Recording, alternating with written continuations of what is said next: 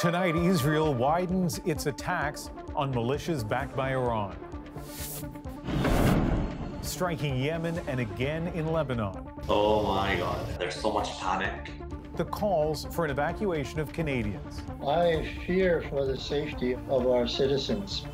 We break down whether Hezbollah can withstand the attacks on its leadership and where the conflict goes now.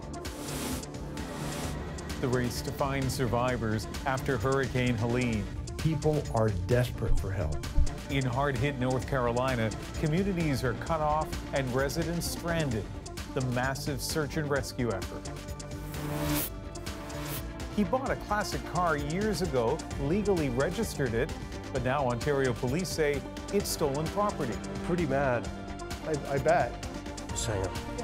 CBC News investigates dozens of seized vehicles and how to know if you're buying a stolen car. From CBC News, this is The National with Ian Hennemensing. Lebanon is bracing for more Israeli airstrikes after being battered through the day. Israel's military says it hit 120 targets used by Hezbollah, the Iran-backed militant group, now under even more pressure in the wake of the death of its leader, Hassan Nasrallah.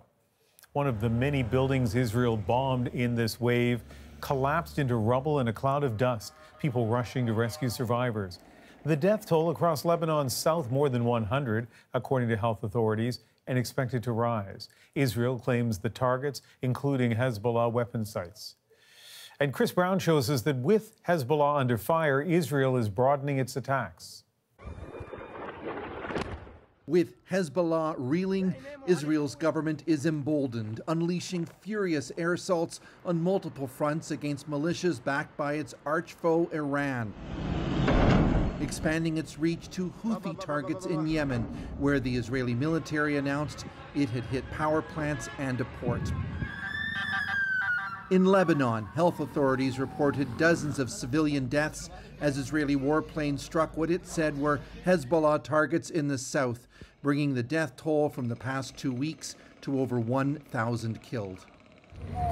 The Lebanese government says 1 million people, 1/5 of the population, have now been forced to flee their homes. Our most important demand is shelter for these children, said this displaced father. Israel's assassination of Hezbollah leader Hassan Nasrallah is akin to a political and strategic earthquake, says this analyst. And this earthquake is going to have far-reaching ramifications. Daniel Sobelman, an Israeli expert on Hezbollah, says he expects Israel will press ahead with even more expansive attacks. Israel is now in the mood of basically seizing the opportunity to, quote-unquote, finish the job in Lebanon and whatever remains of Hezbollah. But if that is Israel's strategy, it could still be high risk. The militant group spent years building up an immense arsenal of rockets. And if Israel opts for even a limited ground invasion, the group says it has thousands of fighters who would oppose it.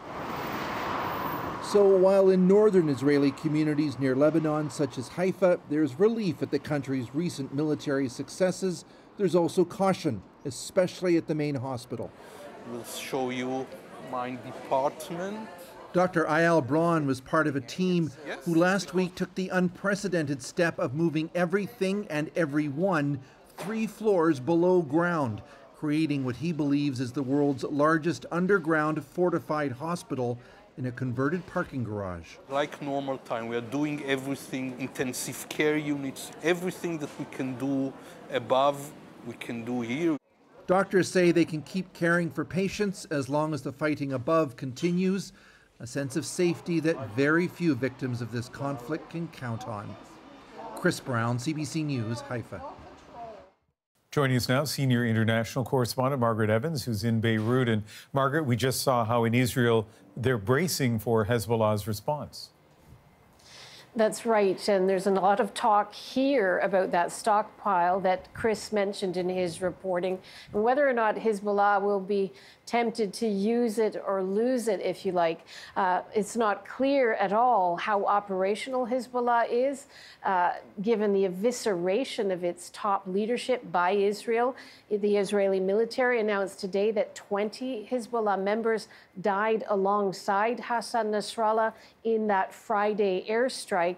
And analysts will tell you it's not a decision that would be made in any case without Iran's blessing, and that's unlikely because Hezbollah and that stockpile are there to deter Israeli attacks against Iran and not to invite them. And Hezbollah has recovered the body of Hassan Nasrallah. That's right. And of course, that's opened up a lot of speculation about when, how, and if they might be able to have a funeral for Hassan Nasrallah, given the tensions here, and of course, given the ongoing Israeli airstrikes here in Beirut and across Lebanon.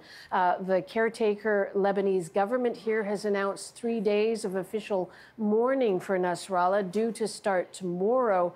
But they've also been calling for national unity and saying that they're going to put the national Lebanese army more prominently out on the streets. And that's because there are a lot of fears here that the sectarian divisions that are never really very far below the surface in Lebanon could emerge.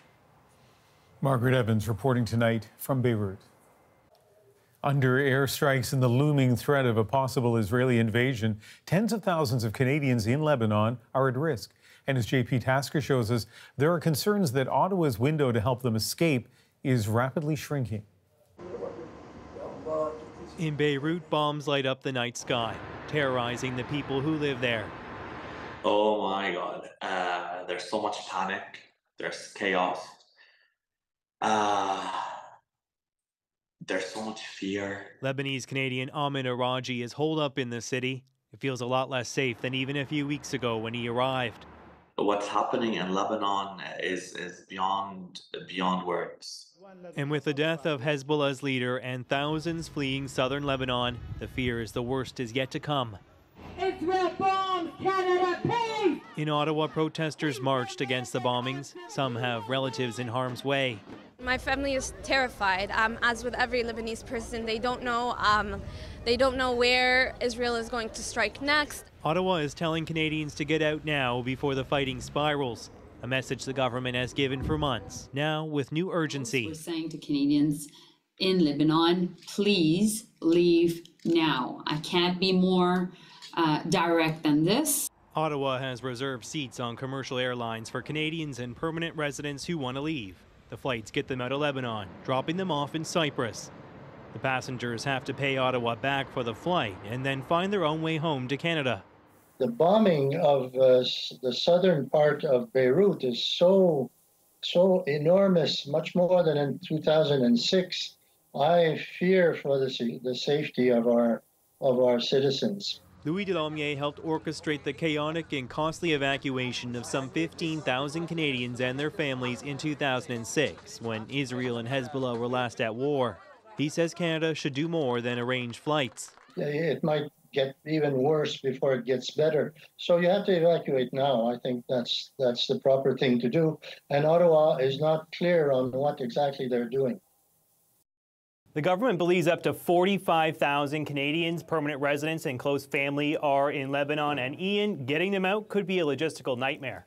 And JP, there are signs the government is making preparations in case things do get worse. Yes, more military personnel have just been deployed to the region to help coordinate a possible rescue, a rescue that would likely be done by boat from the bombed-out port in Beirut. It's a risky operation Ottawa is trying to avoid. That's why they're so insistent people should just get on a plane and get out of there while they still can. Ian? JP Tasker in Ottawa.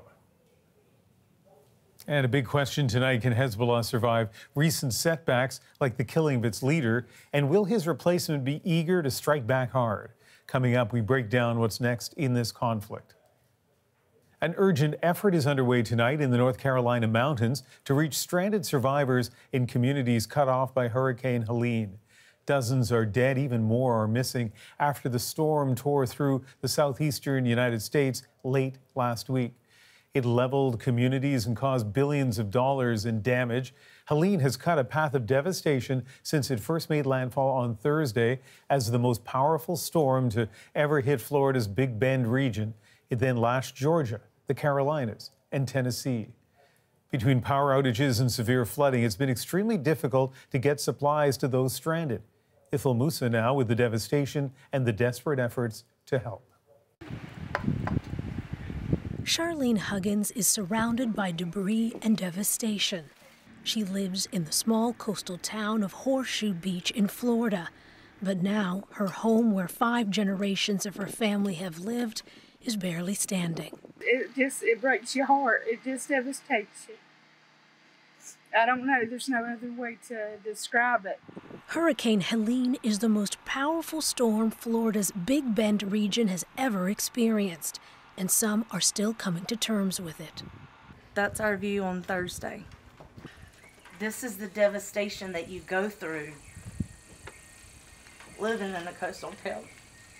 The massive storm snuffed out power for millions. It flooded roads, destroyed bridges, and caused catastrophic flooding from Florida to Virginia.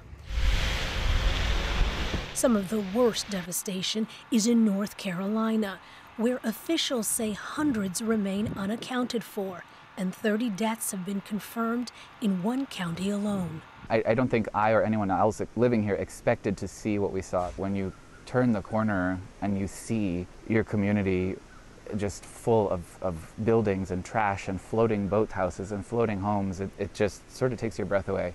Helene has killed dozens of people in at least 5 states, and days after the storm hit, search crews are still rescuing people from their homes, despite incredible personal hardships. Many of the first responders who are working right now do not have water. They don't have electricity. And they're leaving their families to come help others. This storm may become one of the most costly in modern U.S. history, as damages soar into the billions. Yet still, But we will come back. Good Lord goes before us, and we will come back. people like Charlene Huggins are determined to return home and rebuild. Ithil Musa, CBC News, Washington. The destruction continues in Nepal, where more than 150 people are dead after heavy rain triggered deadly landslides and flooding.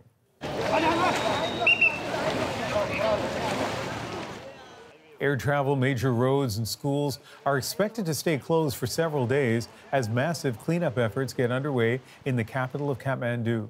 Officials say this is the worst rain the region has seen in decades. Dock workers in Montreal, Canada's second largest port, will be off the job on Monday after the latest mediation talks failed. The 3-day job action will affect 2 terminals, which account for about 40% of its container traffic. Roughly 350 workers have been without a deal since last December. The parties met today but were unable to reach an agreement. And this comes on the heels of picket lines coming down in Metro Vancouver after a strike that hit grain exports right at harvest time. As Sam Sampson explains, that has many farmers relieved but also frustrated at how often work stoppages are happening. Things move fast at harvest time. This canola is fresh off the field heading to market. No time to waste after a challenging season. We don't control price, we don't control the weather, and now we have a supply chain. Transportation system is inefficient and it's not stable, right? On Friday, 600 grain terminal workers in Metro Vancouver reached an agreement with their employers, ending a 4-day strike that shut down exports of more than half of Canadian-grown grain. And how does it get to port? The railways. But late last month, CN Rail and CPKC halted traffic as they worked through simultaneous labor disputes, creating backlogs. I think they use farmers as a leverage when it comes to labor disputes, especially in the fall. Some farmers want to see the railway become an essential service so it doesn't stop during strikes. Others say it's time for a complete ban on work stoppages at harvest time. There's another one probably coming next week, another strike, and then another strike, and then another strike. So where is my rights to be able to do business in good faith? Some say labor disputes add another uncontrollable stressor to the gig. Those who work with farm families emphasize the importance of looking after their mental health. The strong, resilient farmers are the ones who communicate. So they're communicating within the family unit, they're communicating well with their lenders and the people in their team of advisors. And along with individual consequences for farmers, the whole country could feel the effects. The more of these actions there are, and the longer they go on, the more it hurts our reputation as an exporter. Harvest will wrap up soon, but as farmers know, the work and the worries for next season start now. Sam Sampson, CBC News, near Spruce Grove, Alberta. Canadian researchers are digging through the debris from this summer's devastating wildfire in Jasper National Park. They're looking for clues on whether it also spawned a rare fire tornado. Julia Wong now on what the answers could mean for future firefights. As wildfire ripped through Jasper National Park, the destruction left behind was sometimes baffling, like this shipping container that ended up in a river. This is a locker, and it was obviously blown into this, this pole here, wrapped around it. Now, researchers want to know whether some of it was caused not by wildfire, but one or more fire tornadoes. We know we have a damage pattern at the surface. It's showing a rotating column of air, but does that rotating column of air attach to a cloud, right? Is it just part of the fire, or is it actually attached to a cloud above? And yet we've had 2 EF3 tornadoes. He says a fire tornado can signal a wildfire's intensity and provide information to firefighters on how to respond. So the team recently visited Jasper to survey the destruction from the sky and document debris. It's really helpful to be able to compare, where that item started and then also where it was carried to afterwards. We can look at the tree directions and do a detailed study there, and we can try to get actual wind speeds from that. This fire tornado in BC last summer was Canada's first recorded, and one of very few recorded globally, the team says.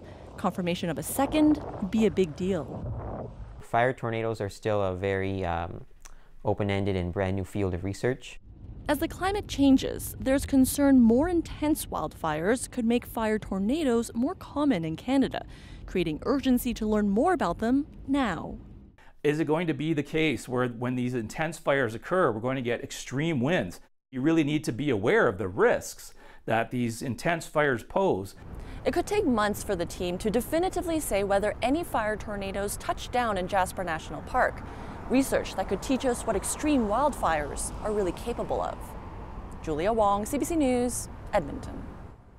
Some Republicans are pushing Donald Trump to stick to the issues after his personal attacks on Democratic rival Kamala Harris. Joe Biden became mentally impaired. Kamala was born that way. She was born that way.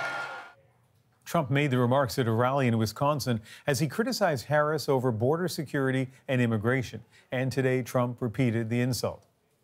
Legendary musician and actor Kris Kristofferson has died. It was worth loving you for the kindness you've shown. There he is performing Why Me, Lord back in 2007. Kristofferson was a 3-time Grammy winner and wrote songs for stars like Johnny Cash and Janis Joplin. He also acted in films including A Star is Born and Blade. Kristofferson's family said he died peacefully at his Maui home on Saturday. He was 88. Coffee beans are becoming much more expensive, and the record high rates could soon cost you.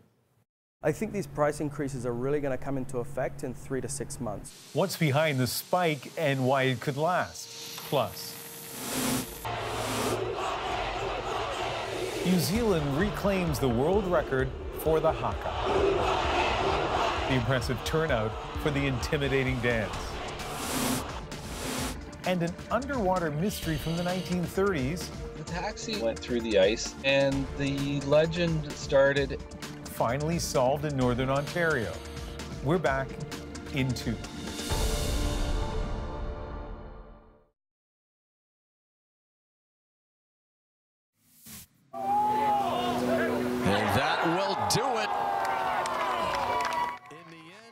Team U.S. clinching its 10th consecutive President's Cup, this time in Montreal, after South Korea's Siwoo Kim missed his birdie putt on the 18th hole for the international team. The golf tournament, held every 2 years, pits the Americans against 12 elite international golfers. Prime Minister Justin Trudeau handing over the championship cup to the U.S. team captain Jim Furyk as Canada played host for the first time in 17 years. Your cup of coffee could soon cost more. The price of raw beans is already trending upwards. Anis Haidari explains why. Even before it hits grocery shelves, coffee is getting more expensive, and this Calgary company is feeling the jolt. What we've seen is a considerable increase over a year, sitting at currently 70 to 80% upwards. Roasters like this one try to buy beans in advance when prices are lower, locking in lower costs to keep things stable in a changing market. But ups and downs in the international price of coffee have changed to mostly ups. Which leads to our farming partners and our cooperatives realizing that they can get more money by defaulting on a contract rather than honoring pricing that they set 2-3 months before. That's just one factor driving up the cost of Java. It's drought that's started these price increases in Brazil and Vietnam. Climate change is making the problem worse. We're going to be experiencing more intense and longer periods of dryness or more intense and longer periods of wetness. And those now place that coffee plant outside of that optimal growing condition.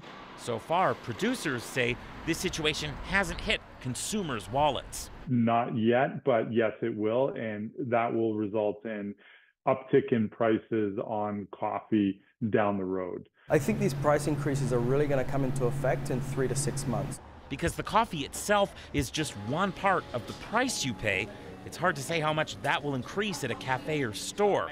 But the companies in the middle are worried.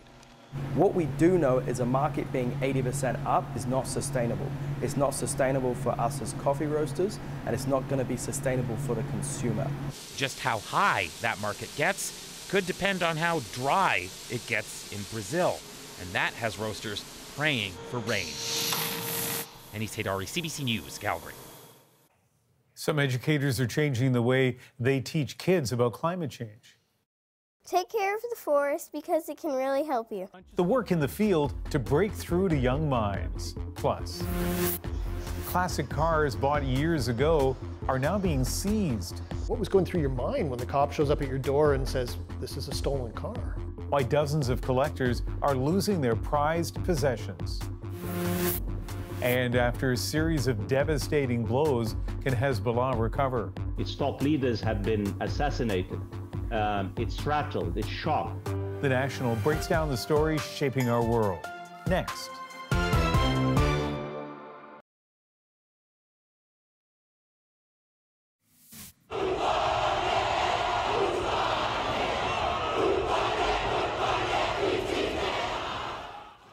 You are watching a mass haka performance in New Zealand today that has captured a world record. More than 6,000 people turned out to try to break the record that was set in France in 2014. Even with the official number of participants this time still being tallied, the declaration was made. I can safely say that you have surpassed the record to beat.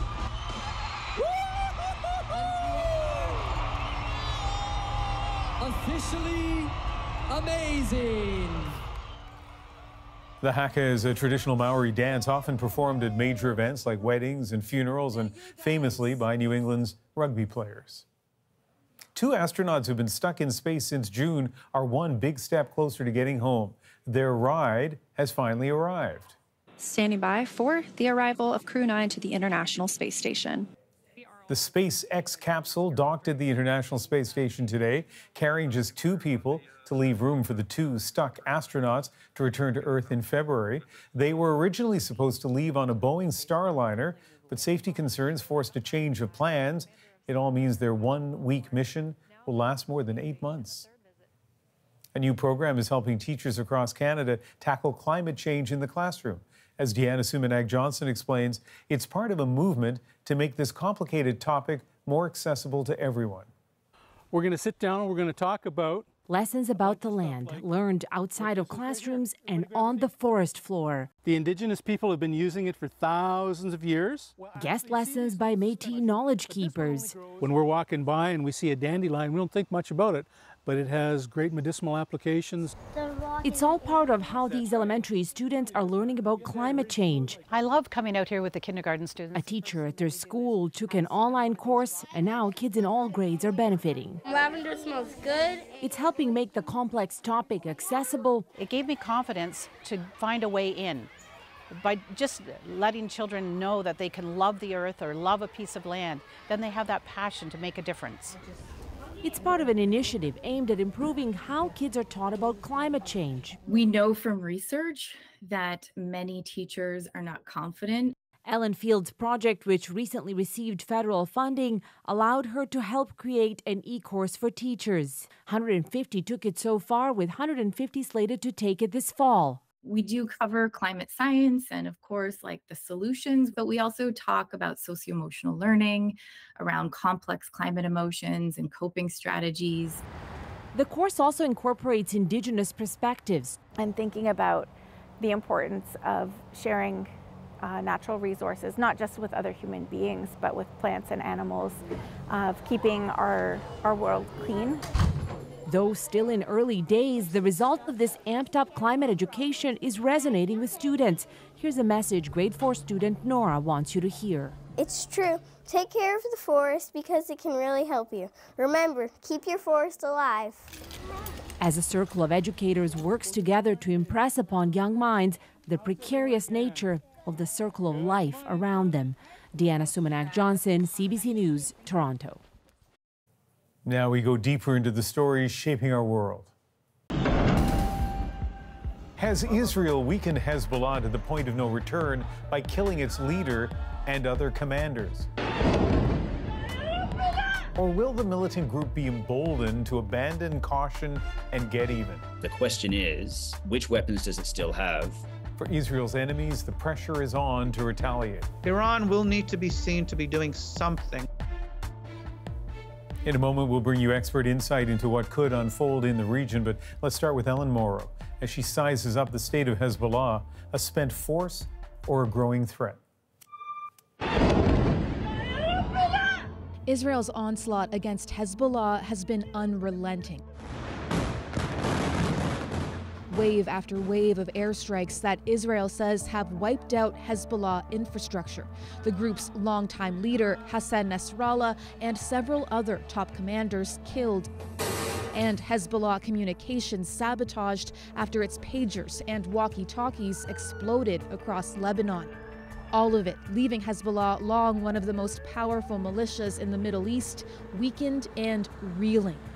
People have deplored certain parts of it, the civilian casualties, collateral damage. But from a purely military point of view, the Israeli Defense Force has staged a remarkable set of operations. Hezbollah now is off balance. Its top leaders have been assassinated. It's rattled, it's shocked. Its priority is to put its house in order. While deeply diminished, the group can still recover and pose a dangerous threat, say experts, pointing to Hezbollah's resilience and the scope of its fighters and weapons. This war between Israel and Hezbollah, in my opinion, is just beginning. It is not ending anytime soon. Consider Israel assassinated the previous head of Hezbollah, Abbas al-Musawi, in 1992. But rather than weaken the group, it ushered in Nasrallah, considered a more powerful leader who turned Hezbollah from a small militia into a more formidable foe of Israel.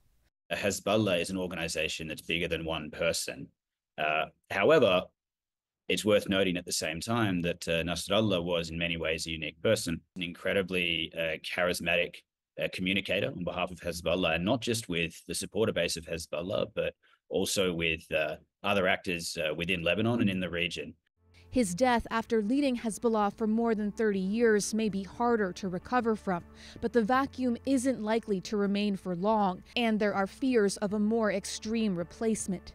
New leaders will come to the fore. There may be power struggles over the direction of the organization, but the most likely short-term effect is going to be someone will have his finger on the button of firing. Hezbollah has vowed to continue its fight against Israel, and that new leader would have command of thousands of fighters who remain keen on revenge. The fact is that Hezbollah has enough personnel to eventually recover from this. It's not a seismic blow, but it is a setback. Along with its leaders, the Israeli military has been targeting Hezbollah's weapons. Israel says its scores of airstrikes have destroyed hundreds of Hezbollah rocket launchers, key weapons caches, and smuggling tunnels. Without a doubt, Israel's expanded bombing campaigns have impacted that arsenal. We just don't know to what degree, but for sure, Hezbollah still has weapons. Some of its sprawling arsenal purportedly shielded in underground tunnels. Before the war, Hezbollah was estimated to have some 150,000 rockets and missiles, including long-range precision-guided missiles capable of striking deep inside Israel. The real campaign is going to be on taking out the rockets and missiles. Because if Israel is successful in that, then Hezbollah's ability to do harm, even with its new leaders, is actually going to be reduced. Despite the bombing campaign, Hezbollah has been able to fire some rockets, though most have been intercepted by Israel's air defenses. Analysts say there will be internal pressure within Hezbollah to launch more attacks before more weapons are destroyed. But Hezbollah's current capacity to cause significant damage in Israel is unclear. The question is, which weapons does it still have? Even if Hezbollah did want to retaliate severely, does it still have the ability to do so? Another crucial question is what response, if any, may come from Iran, Hezbollah's key backer. Nasrallah was considered the most powerful leader in Iran's so-called axis of resistance against Israel, a band of militia groups including Hamas in Gaza, the Houthis in Yemen, and fighters in Iraq and Syria. Iran's supreme leader vowed Nasrallah's killing would not go unavenged, but that kind of tough talk with little action has happened before. Think back to the July assassination of Hamas political leader Ismail Haniyeh in Tehran. There were similar vows of retaliation, but no real response. Iran will need to be seen to be doing something, whether it is symbolic or strategic or tactical. But right now, they are looking almost weakened themselves with the fact that they are unable to actually carry out anything of any real purpose. The importance of Hezbollah may compel Iran to do more this time, but it seems set on avoiding all-out war. While this is a particularly dangerous time strategically for Iran, and that might change Iran's behavior, we also shouldn't necessarily expect that Iran will throw caution to the wind, given its previous behavior and its previous strategic approach. Iran could direct its proxies to step up attacks. The Houthis launched a ballistic missile intercepted as it targeted Israel's main airport in the hours after the Nasrallah assassination. It all signals more violence to come, Israel mulling a ground operation against Hezbollah in southern Lebanon, with its longtime enemy now scrambling to regroup. So where does this conflict go from here? Let's bring in Javed Ali. He's the former senior director for counterterrorism with the U.S. National Security Council. Javed, what do you think is next in this conflict?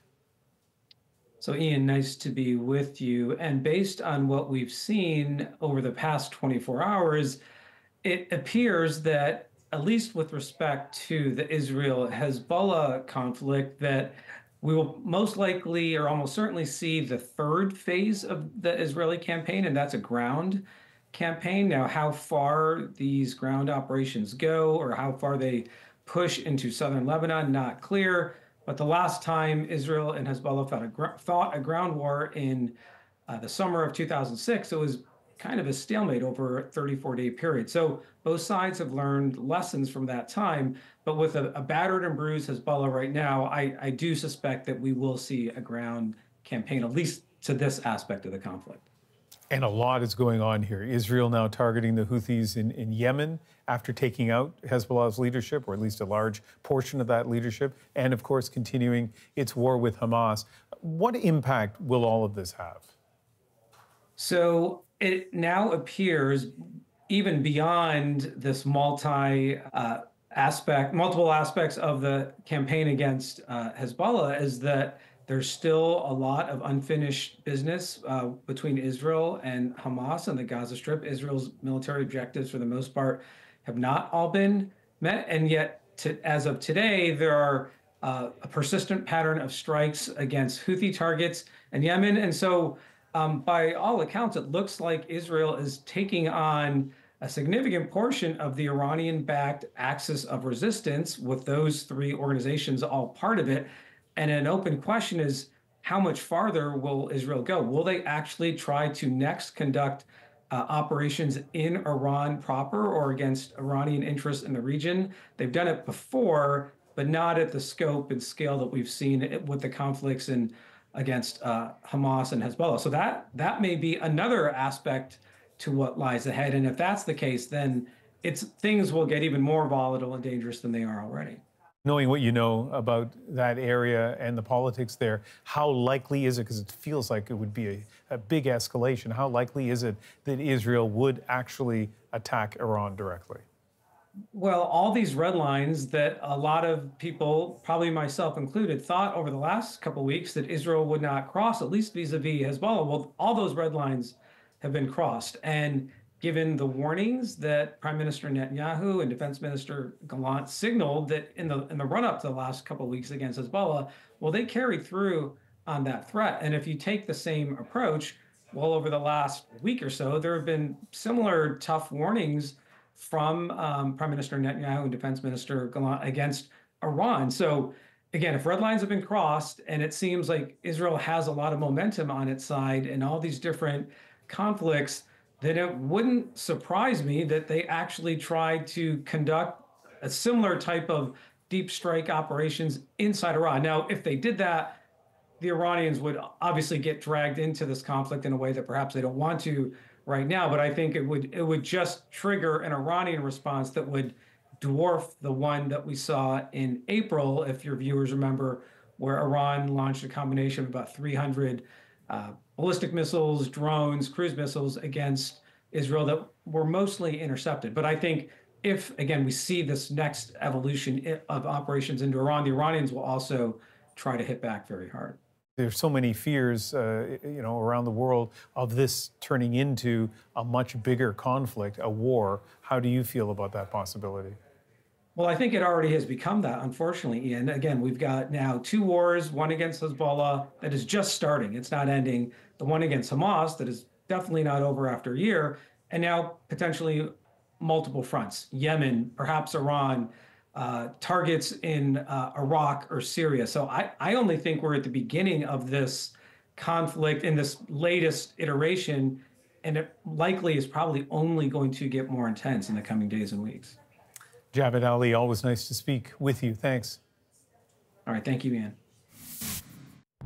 Dozens of classic cars have been repossessed in Ontario, their owners caught in an apparent scam. 3 years later, your car gets taken? That makes no sense absolutely to me. Why police are moving in now.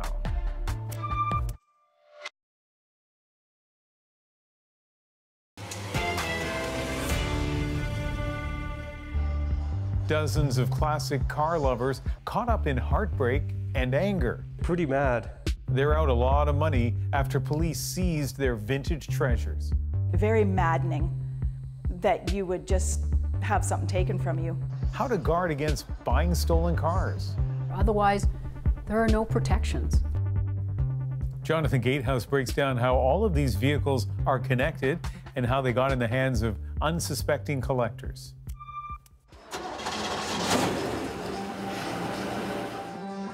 Nice to look at and fun to drive, but for the people that own them, they're much more than machines.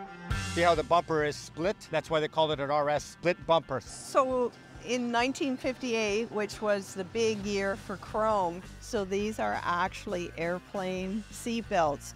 Is there one thing about this car that you like more than everything else? It's mine. They call them classic cars, but they're more like passion projects. Supercharged engines of nostalgia, requiring lots of time and money. So when they're suddenly taken away, it hurts.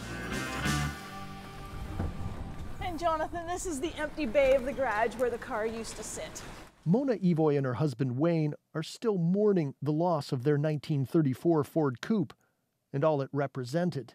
Wayne's wanted one of those his whole life. He's had a few things that he's wanted, and it was meant for him to take me to get ice cream. Yeah, just to go for nice drives at night and on the weekends, and just something to enjoy now that the kids were grown and we had time for ourselves and wanted to do something together. So sort of date night? Yeah. What was going through your mind when the cop shows up at your door and says, this is a stolen car? Pure disappointment for my husband, because he was going to lose what he loved. It was shocking, it was disappointing, it was very upsetting, very maddening that you would just have something taken from you. But it's not like someone had snatched the Evoy's Ford off the street. Last December, a classic car dealer went to Ontario Provincial Police to complain that more than 200 of his vehicles had been stolen by a business partner. The ownerships transferred using forged documents over a period of 4.5 years, with many of the cars then sold on to unsuspecting consumers. In late May, police charged 2 men with theft and have been busy since repossessing vehicles from people's garages and driveways. What was it? What went through your mind? What was your reaction? Pretty mad. Yeah, I bet. Just hang on. Yeah, sure. Take your time. Even months later, Wayne Evoy can barely contain himself. He wonders how police could threaten him with possession of stolen property charges over a vehicle he had legally registered, plated, and insured for years, and why no one will compensate him for the more than $40,000 he spent buying and fixing his vintage Ford. Why go buy a seller's package and go through all the bullshit, and then 3 years later your car gets taken? That makes no sense absolutely to me. Get the car appraised, go through all the stuff, make about 3 trips there, get it appraised again after you do a bunch of work to it, switch it over into your name, get the seller's package, put insurance on it, pay all the tax on it, and there you go. 3 years later, say, oh, that car was stolen. Huh, that makes you kind of wonder. The OPP won't say how many cars they've seized, but a Facebook group is filled with dozens of angry posts from former owners, all of them looking for answers. Hi, can I speak to Robert Bradshaw, please? CBC News spoke to one of the men charged. He declined an on-camera interview, but suggested the tale is not as simple as police have alleged. Can't really say because of what's going to happen at the end of the road here. We have an ace in our pocket, I'll say that. CBC News also reached out to the victim, Larry Grogan of Grogan Classics. Both he and his lawyer turned down our interview requests and declined to answer written questions. To date, police have returned 45 of his vehicles. The head of the province's vehicle sales watchdog says her organization can do nothing for the former owners because the men who sold them the stolen vehicles were not registered dealers, denying the owners access to OMVIC's $8 million compensation fund. Make sure you're dealing with an OMVIC registered dealer. Take those few extra seconds, go to our website, enter the name of the seller, and make sure you're dealing with that OMVIC registered dealer. Otherwise, there are no protections, regretfully. A bit of bureaucracy that makes former owners even angrier as their dream machines slip through their fingers. Jonathan, what do police have to say about all of this? Well, actually, very little, Ian. We requested interviews with the lead investigators, and the OPP turned us down, and they declined to answer our written questions as well, or provide us with basic facts about this case, like the exact number of vehicles involved, or how many they've seized so far, or even the overall number of stolen cars the force has recovered so far this year. The OPP simply told us that it would be inappropriate to comment as the matter is before the courts. We know that they did arrest a third man in connection with this case last week, charging him with theft, fraud, and forgery. But it's all a sharp contrast to last spring when the OPP made their initial arrests and sent out a press release, as well as photos and video of the 45 cars that they had recovered at that time. Jonathan Gatehouse in Toronto. Up next, another mystery solved. No doubt in my mind that it was the taxi when I saw it. The discovery on the floor of an Ontario lake in our moment.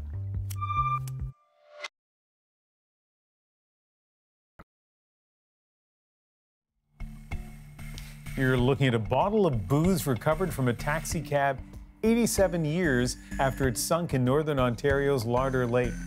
For decades, theories spread in the community about what could be inside the cab. Well, tonight, the man who solved the mystery makes our moment. Taxi sank in 1937. It went through the ice, and the legend started and sort of evolved from there. I had heard it was carrying booze. I had heard it was carrying gold. I had heard it was carrying payroll. I heard it was carrying Christmas bonus. Last year when I was fishing in the fish derby, we went right over top of it, and I caught it on my down image. We finally did the dive, and no doubt in my mind that it was the taxi when I saw it. There was a pile of old vintage whiskey bottles. We brought one to surface. That's when it exploded on my boat from the pressure changes. I, of course, dipped my finger in to taste it, and it was pretty good. 2 weeks later, we went and recovered the remaining 5. Each of the divers took a bottle. We donated the bottle to the Friends of Larder for their auction. $4,500 was the winning bid, and it'll help the kids and help the town. So I have 12 seconds to make these connections from Jonathan Gatehouse's piece about classic cars to the taxi cab, which was an REO Flying Cloud, same company that made REO Speedwagon, same name as, you know, the creator of some of my favorite 80s ballads, Time. Thank you for being with us. I'm Ian Hannamansing in Vancouver. Take care.